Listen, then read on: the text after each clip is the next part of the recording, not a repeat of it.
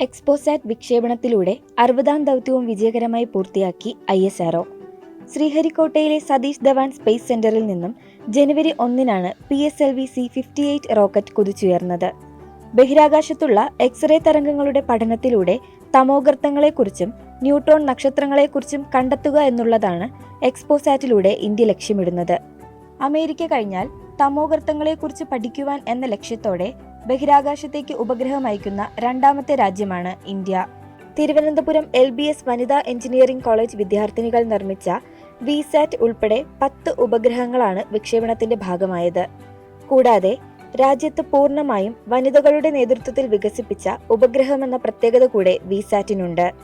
ബഹിരാകാശത്തു നിന്നുമുള്ള അൾട്രാവയലറ്റ് കിരണങ്ങൾ കേരളത്തിന്റെ കാലാവസ്ഥയെ എങ്ങനെ സ്വാധീനിക്കുന്നു എന്നതാണ് VSAT പഠിക്കുക. ഇതിനു പുറമെ ഇന്ത്യ ബഹിരാകാശത്ത് വൈദ്യുതി ഉൽപാദന ശേഷി കൈവരിച്ച നേട്ടവും ഈ 60ാമത്തെ വിക്ഷേപണത്തിനുണ്ട്.